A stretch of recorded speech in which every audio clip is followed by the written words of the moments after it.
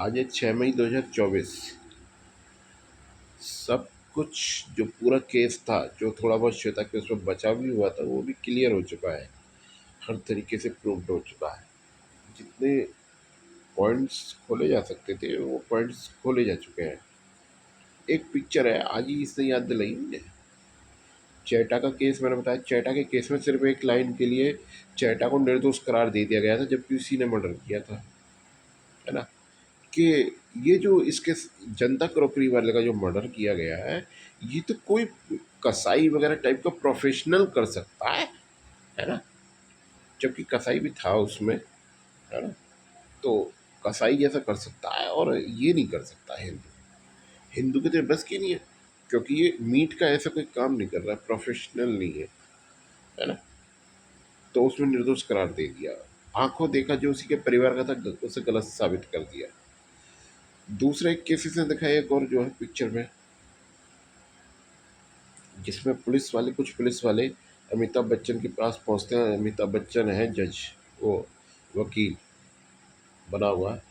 तो उसमें अमिताभ बच्चन जज से सिर्फ एक सवाल करता है, सिर्फ एक सवाल, कोई सबूत नहीं है, कोई गवाह नहीं है, कुछ नहीं है। सिर्फ एक सवाल करता है जज से और वहाँ बैठे हुए से, कि आपके घर के बाहर, उन्होंने ये एनकाउंटर किया तो पुलिस वालों ने खुले हैं, आपके घर के बाहर एक आदमी बंदूक लिए खड़ा है ना। एक आदमी बंदूक लिए खड़ा है, तो आप वो बंदूक लिए जो खड़ा, आप किसे चाहोगे? वो जो गुंडा जो मारा गया था उसे चाहोगे, या फिर पुलिस वाले को चाहोगे इसे, है ना। तो कॉमन सी बात है, गुंडे को कौन खड़े होने देखना चाहेगा? बहन जो उसे ही मार देगा, है ना। मारने कोई आया होगा ना गुंडा, तो अब पुलिस वाला खड़ा होगा, चलो सिक्योरिटी वगैरह में हो सकता है एक बार को बाई चांस। उसमें ये सवाल किया गया था, उस पर ही निर्दोष करार दे दिया गया था उसे। लेकिन यहाँ ये नहीं है, ऐसे कोई सवाल नहीं था बेतुका या तुका। इससे बहुत भयंकर सबूतों के साथ बस मैंने सवाल भी किए हैं, जो अपने आप में बहुत बड़े बड़े सबूत दे रहे हैं, है ना। और सबूत भी दिए हैं, उसके बावजूद बेचारे इतने काबिल हैं, है ना, इतने काबिल हैं कि उलझे हुए हैं, कोई फैसला करना बड़ा दुविधा हो रही है। दुविधा क्या है? पेट में दर्द हो रहा है, अपराधियों को अपराधी करार देने में बड़ा पेट में दर्द हो रहा है ना। इसीलिए तो दुविधा है, जैसे बस लूट में हो रही थी, है ना। इससे भयंकर भयंकर प्रूव्ड हो चुका है श्वेता के केस में। उसके बावजूद आज 6 मई 2024 तक श्वेता मेरे पास नहीं है। क्यों नहीं है? क्योंकि वही कारण है जो मेरी श्वेता को जबरदस्ती खुद को, स्वयं को बचाने के लिए, गुंडों को तो बचा नहीं है, स्वयं को भी बचाने के लिए अपनी कैद में रखा जा रहा है।